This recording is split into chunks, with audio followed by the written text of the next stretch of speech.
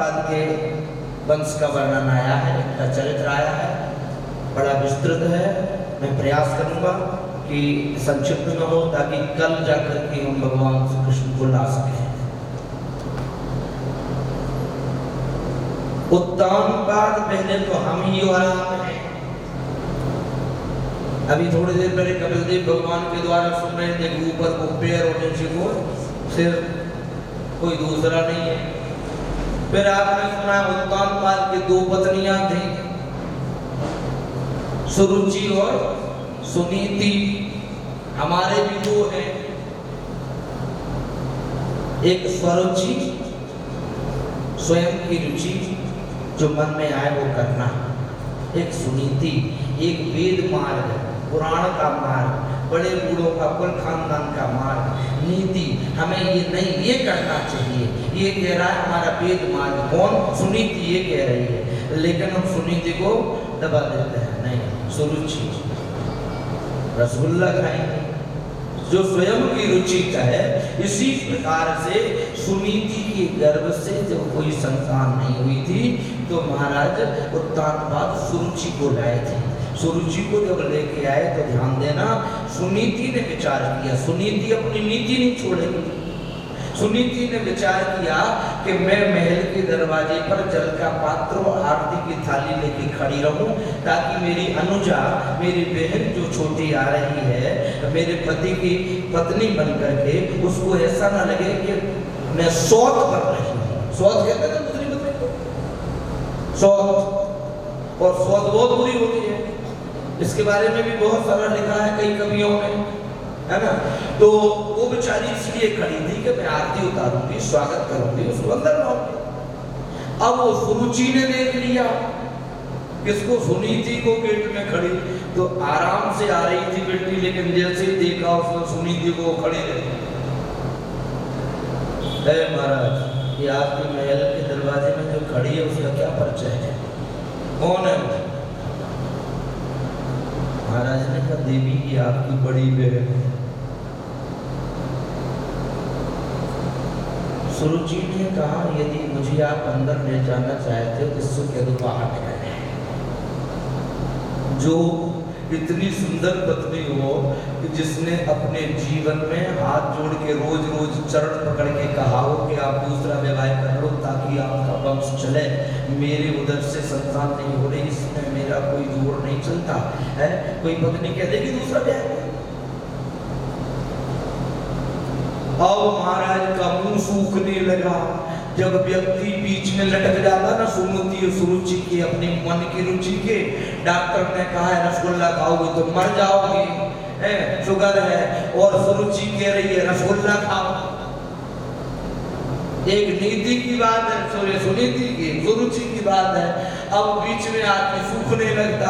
ये स्थिति बनी उत्तानपाद की, लेकिन बात इसको कहते हैं सुनीति। सुनीति समझ गई। सुनीति शीघ्र महल से बाहर गेट से आई, जहां खड़े थे वहीं चरणामृत लिया, आरती उतारी, अपने पति के कान में धीरे से कहा ये समय शोक करने का नहीं है, आप अंदर जाएं और आपने जो मंदिर बनवाया था बगीची में, वो मंदिर में एक आवास भी बनवाया था जिसको सराय कहते हो ना, संत निवास जो भी कहे, मैं वहां अपनी शेष जिंदगी बिताऊंगी। इसको कहते हैं सुनीति।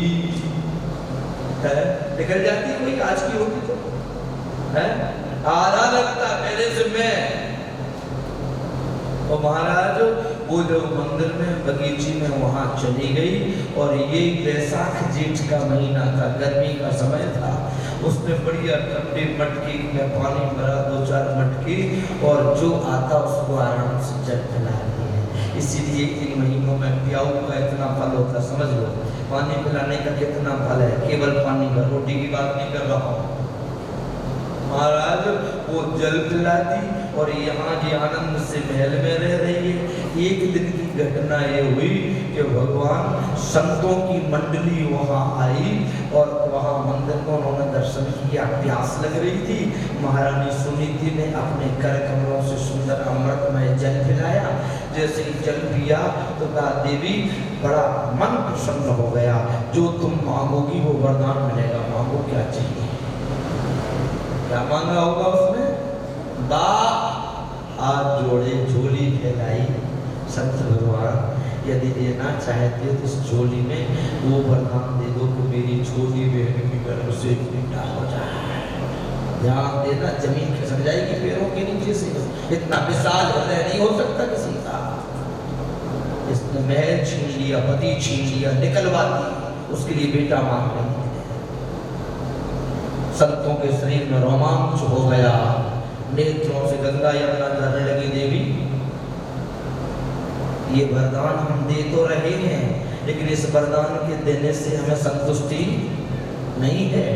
हमने कहा था जो मांगोगी वो देंगे, इसलिए दे रहे हैं। एक वरदान हम अपनी तरफ से आपको देते हैं कि आपकी गर्भ से भी भगवान का भक्त जन्म लेगा।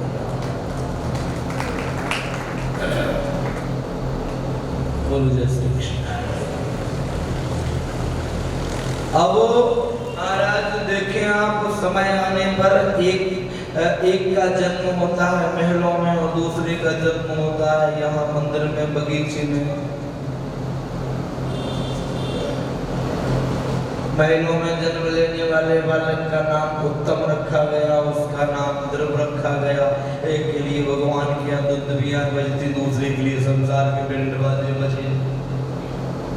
दोनों बालक धूल में खेलने जैसे हो गए। आपने देखा होगा कभी छोटे छोटे बालक भी बड़े बूढ़ों जैसी बातें करते ना। छोरा एक दूसरे से पूछ रहे थे, भैया आपके पिताजी का क्या नाम है? भैया आपके पिताजी का क्या नाम है? सब अपने अपने पिताजी का नाम बता रहे थे। अब ध्रुव का नंबर आया तो ध्रुव को तो पता ही नहीं था। ध्रुव ने कहा रुको, ध्रुव अपनी माँ के पास कहाँ जाएगा? है देखिए आप, इस संसार में एक ऐसा सत्य आज क्या हर युग में कितना ही कलयुग आ जाए, माँ जिसको बता दे उसका कोई संदेह नहीं मेरे पिता है। भगवान को हजारों ग्रंथ बता रहे हैं, फिर भी संदेह है कि नहीं। लेकिन बाप को यदि केवल माँ बता दे, आजीवन मन में नहीं आएगा। किसी को लिखो ये मेरे पिता है, माँ ने तो बताया बस। अब वो माँ के पास जाके कहता, माँ हाँ बेटा मेरे पिताजी। माँ को ऐसा लगा मानो किसी ने हृदय पर हथौड़ा मार दिया हो, क्योंकि मैं ये नहीं बताऊंगी कि यहाँ के महाराज जो राजा साहब हैं वो तेरे पिता हैं, तो फिर ये प्रश्न करेगा कि तुम यहाँ क्यों रहती हो, मंदिर में महलों में क्यों नहीं रहती हो। और यदि मैं ये कहती हूँ कि मुझे निकलवा दिया तो हम तो बड़े बूढ़े हैं जो मर के चले जाएंगे, लेकिन आने वाली पीढ़ी में दुश्मनी का बीज, और ये बड़े बूढ़ों का सिद्धांत नहीं है। उसने शपथ ले ली, संकल्प ले लिया, चाहे मुझे मेरे बेटे की बलि चढ़ाना पड़े, मरे तो मर जाए, लेकिन मैं दुश्मनी का बीज नहीं रोकने दूंगी। इसको कहते हैं सुनीति। उसी समय निर्णय ले लिया, अपने लाल को गोद में लिया, बेटा वो जगतपति जगत पिता तेरे पिता है। उसने कहा नहीं, जगत पिता तो सबके पिता होते हैं, संसार में जिनका नाम ले रहे हैं मेरे मित्रों, मेरे भी कोई होंगे ना। नहीं रोक पाई बावली, अगुआ के मुंह से निकल गया। अरे बेटा बेटा लाला, तेरे जो बाबा है ना, तेरे जो पिता हैं वो उत्तानपाद महाराज यहाँ के सम्राट राजा है। जैसे ही सुना बालक ने, अब तो मन में आया पिताजी से मिलूंगा, पिताजी से मिलूंगा। भागा महल की तरफ। उत्तानपाद ने अपने बेटे को देखा, आत्मज को देखा, उन्होंने भी दौड़ लगाई। अरे मेरा बेटा इतना बड़ा हो गया, गोद में नहीं लिया। एक दूसरे की तरफ जब दौड़ रहे थे तो उसी समय सुरुचि की दृष्टि पड़ गई, और दृष्टि पड़ते ही उसने सबसे पहले महाराज उत्तानपाद को रोका, दर्भ को नहीं रोका। उसने कहा सुरुचि शरणगतो राज्ञा। महाराज सुनो, कहां दौड़ते जा रहे, खड़े रहो। खड़े हो, समझ लो, राजा हो चाहे मंत्री हो चाहे सांसद चाहे राष्ट्रपति हो, गुरु जी की बात है हो सकती है, दुनिया में सबकी हो सकती, घर वाली की बात है गोस्वामी जी ने लिखा, रामायण में है, मैं थोड़ी कह रहा हूँ, रामायण में लिखा है।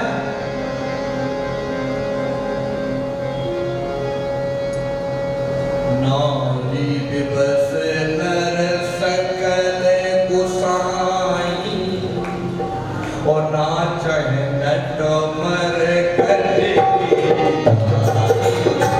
नारी दिवस नर सकल गोसाई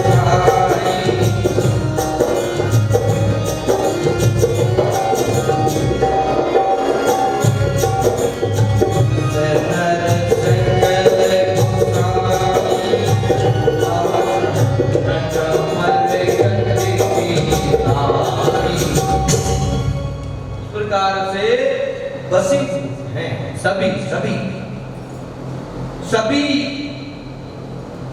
100 प्रसंग बताऊंगा कि भगवान भी,